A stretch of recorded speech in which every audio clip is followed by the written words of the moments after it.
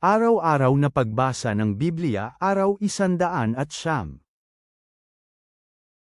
Lumang Tipan, Deuteronomy 30, 11-20, Deuteronomy 31:1-29.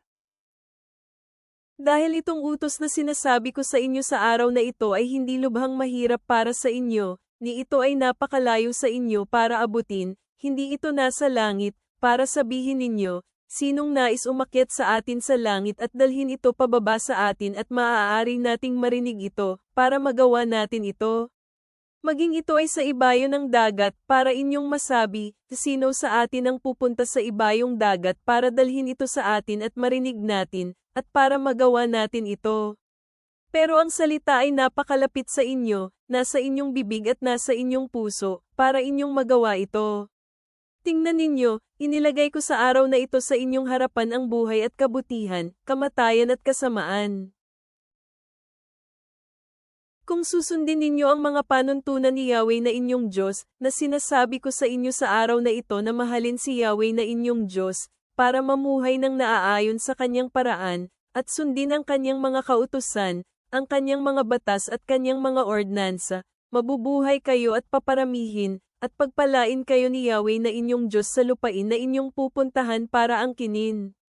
Pero kung ang inyong puso ay tumalikod at hindi kayo nakinig sa halip ay lumayo at nagpatira pa pababa sa ibang mga Diyos-Diyosan at sasambahin sila, kung gayon, sasabihin ko sa inyo sa araw na ito siguradong mamamatay kayo, hindi tatagal ang inyong buhay sa lupain na inyong dadaanan sa kabila ng Jordan para puntahan at angkinin.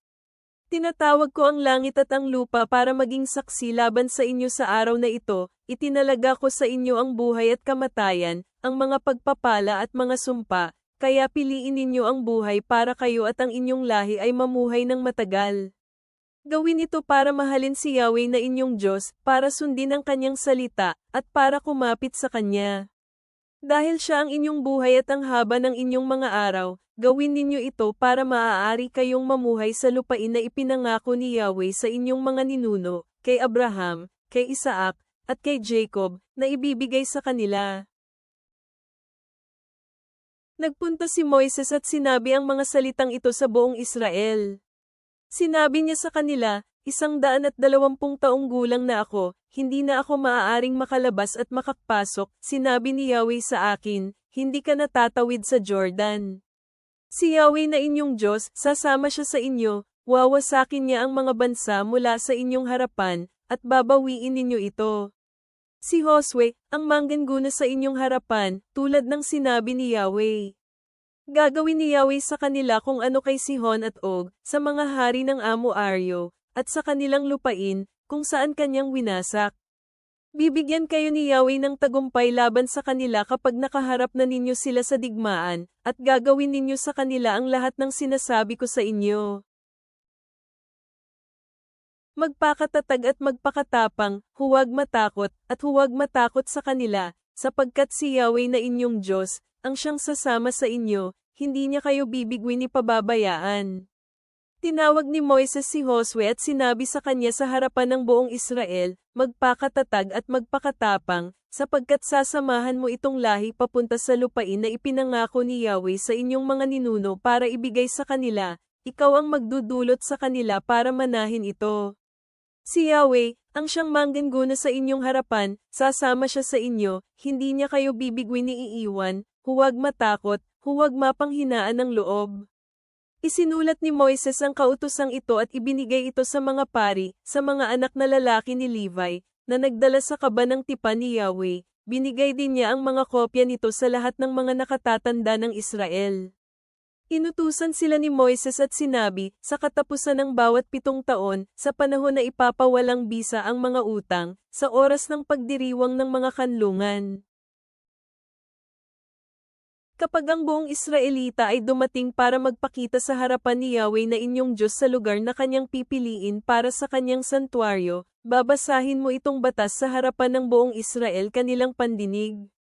Tipunin ang mga tao, ang mga kalalakihan, ang mga kababaihan, ang mga kabataan, at inyong dayuhan na nasa loob ng tarangkahan ng inyong lungsod, para makarinig sila at matuto, at para maaari nilang parangalan si Yahweh na inyong Diyos at sundin ang lahat ng mga salita nitong kautusan. Gawin ito para sa kanilang mga anak, na walang alam, maaaring makarinig at matuto para parangalan si Yahweh na inyong Diyos, habang nabubuhay kayo sa lupain na inyong pupuntahan ang Jordan para angkinin. Sinabi ni Yahweh kay Moises, masdan mo, ang araw ay paparating na ikaw ay dapat nang mamatay, tawagin si Josue at ipakita ang inyong mga sarili sa loob ng tolda ng pagpupulong, para mabigyan ko siya ng utos. Pumunta sina Moises at Josue at ipinakita ang kanilang mga sarili sa loob ng tolda ng pagpupulong. Nagpakita si Yahweh sa loob ng tolda sa isang haliging ulap, nakatayo ang haligi ng ulap sa ibabaw ng pintuan ng tolda. Sinabi ni Yahweh kay Moises, masdan mo, matutulog ka kasama ang iyong mga ama, babangon itong mga lahi at kikilos katulad ng mga beerang babae na sumusunod sa masamanag mga Diyos-Diyosan ng lupain, ang lupain na kanilang pupuntahan para maging kasamahan nila. Iiwanan nila ako at sisirain ang kasunduang ginawa ko kasama sila. Pagkatapos, sa araw na iyon, ang aking galit ay sisiklab laban sa kanila, at iiwanan ko sila. Ikukubli ko ang aking mukha mula sa kanila, at sasakmalin sila. Maraming mga sakuna at kaguluhan ang mapapasa kanila, para kanilang sabihin sa araw na iyon, ang mga sakuna ba ito ay natagpuan ako dahil ang ating Diyos ay wala sa aming kalagitnaan.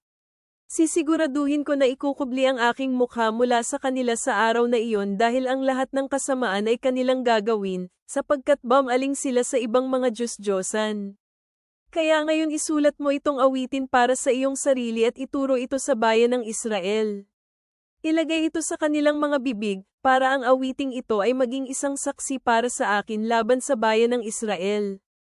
Kapag dinala ko sila dito sa loob ng lupain na aking ipinangako upang ibigay sa kanilang mga ninuno, ang lupaing umaapaw sa gatas at pulot, at nang sila ay nakakain at nabusog at tumaba, pagkatapos babaling sila sa ibang mga Diyos at sasamba sa kanila, kamumuhian nila ako at sisirain ang kasunduan.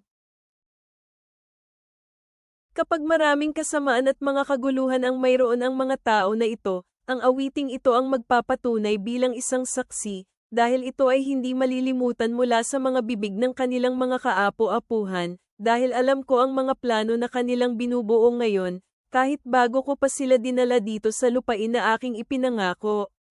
Kaya isinulat ni Moises ang awiting ito ng araw ding iyon at itinuro sa bayan ng Israel. Binigyan ni Yahweh ng utos si Josue na anak ni Nun, at sinabi, magpakatatag at magpakatapang, sapagkat dadalhin mo ang bayan ng Israel papasok sa lupain na ipinangako ko sa kanila, at ako ay sa inyo. Nangyari ito nang matapos ni Moises ang pagsusulat ng mga salita nitong kautusan sa isang aklat, ibinigay niya ang isang utos sa mga Levita ang siyang nagdala ng kaba ng tipan ni Yahweh, sinabi niya.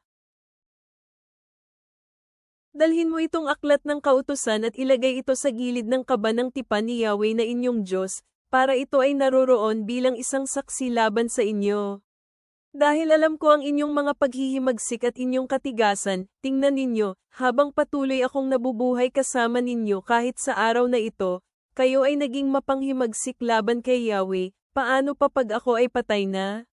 Magtipon sa akin ang lahat ng nakatatanda ng inyong mga lipi, at inyong mga opisyal, para masabi ang mga salita sa kanilang mga tainga at tatawag sa langit at lupa para maging saksi laban sa kanila. Dahil alam ko na pagpatay na ako lubusan ninyong sisirain ang inyong mga sarili at lumiko palayo sa daanan na aking iniutos sa inyo, kapahamakan ay darating sa inyo sa susunod na mga araw. Mangyayari ito dahil gagawa kayo ng masama sa mata ni Yahweh, para galitin siya sa pamamagitan ng mga gawa ng inyong mga kamay. Bagong tipan, Luke 19:11-44. Habang pinakikinggan nila ang mga bagay na ito, nagpatuloy siyang magsalita at nagsabi ng isang talinghaga, dahil malapit siya sa Jerusalem, at inakala nila na ang kaharian ng Diyos ay magsisimula na kaagad. Kaya sinabi niya, may isang maharlikang pumunta sa malayong bansa upang tanggapin ang isang kaharian para sa kanya at pagkatapos ay babalik. Tinawag niya ang 10 sa kanyang mga lingkod, at binigyan sila ng 10 mina, at sinabi sa kanila, magnegosyo kayo hanggang ako ay bumalik. Ngunit kinamuhian siya ng kanyang mga mamamayan at pinasunod sa kanya ang isang lupo ng kinatawan, sinasabi, ayaw namin na ang taong ito ang mamuno sa amin. Nangyari nang siya ay bumalik, natanggap na niya ang kaharian, pinatawag niya ang mga lingkod na binigyan niya ng pera, upang malaman niya kung magkano ang kanilang tinubo sa pagnenegosyo. Ang una ay lumapit sa kanyang harapan, sinasabi, Panginoon, ang iyong mina ay nadagdagan pa ng 10 mina. Sinabi ng maharlika sa kanya, magaling, mabuting lingkod. Dahil ikaw ay naging tapat sa kakaunti, ikaw ay magkakaroon ng kapangyarihan sa 10 lungsod. Ang pangalawa dumating, sinasabi, ang iyong mina, Panginoon, ay nadagdagan pa ng 5 mina. Sinabi sa kanya ng maharlika, mamamahala ka sa 5 lungsod. At dumating ang isa pa, sinasabi, Panginoon, narito ang iyong mina, na maingat kong itinago sa isang tela. Sapagkat natatakot ako sa iyo, dahil ikaw ay mabagsik na tao. Kinukuha mo ang hindi mo iniipon, at inaani ang hindi mo inihasik. Sinabi sa kanya ng maharlika, huhusgahan kita ayon sa iyong mga salita, ikaw na masamang lingkod. Alam mo na ako ay mabagsik na tao, kinukuha ang hindi ko inilagay, at inaani ang hindi ko inihasik. Kung gayon bakit hindi mo inilagay ang aking pera sa bangko, upang sa pagbalik ko, makuha ko ito ng may kasamang tubo? Sinabi ng maharlika sa mga nakatayo doon, kunan ninyo ang mina sa kanya, at ibigay ninyo sa may 10 mina. Sinabi nila sa kanya, Panginoon, mayroon siyang 10 mina. Sinasabi ko sa inyo, na ang lahat ng mayroon ay mabibigyan pa ng mas marami, ngunit sa kanya na wala, kahit ang mayroon siya ay kukunin sa kanya. Ngunit ang aking mga kaaway, ang mga may ayaw na maghari ako sa kanila, dalhin ninyo sila rito at patayin sila sa harapan ko. Nang nasabi na niya ang mga bagay na ito, nauna na siyang pumunta, paakyat sa Jerusalem. At nangyari nang palapit na siya sa Bethphage at sa Bethania, sa bundok na tinatawag na Olivet, nagsugo siya ng 2 sa mga alagad, sinasabi, pumunta kayo sa kabilang nayon. Sa inyong pagpasok, matatagpuan ninyo ang isang bisiro na hindi pa kailanman nasa sakyan. Kalagan ninyo ito at dalhin sa akin. Kung may magtatanong sa inyo, bakit ninyo kinakalagan iyan, sabihin ninyo, kailangan ito ng Panginoon. Ang mga isinugo ay pumunta at natagpuan ang bisiro gaya ng sinabi ni Jesus sa kanila. Habang kinakalagan nila ang bisiro, sinabi ng mga may-ari sa kanila, bakit ninyo kinakalagan ang bisiro? Sinabi nila, kailangan ito ng Panginoon. Dinala nila ito kay Jesus, at inilagay nila ang kanilang mga kasuutan sa ibabaw ng bisiro at pinasakay si Jesus. Habang siya ay nagpapatuloy, inilatag nila ang kanilang mga kasuutan sa daan. Nang palapit na siya sa libis ng bundok ng mga olibo, ang buong karamihan ng mga alagad ay nagsimulang magalak at magpuri sa Diyos ng may malakas na tinig dahil sa lahat ng mga kamanghamanghang gawa na kanilang nakita, na sinasabi, pinagpala ang hari na naparito sa pangalan ng Panginoon. Kapayapaan sa langit at kaluwalhatian sa kataas-taasan. Sinabi sa kanya ng ilan sa mga parisong kasama ng maraming tao, Guro, sawayin mo ang iyong mga alagad.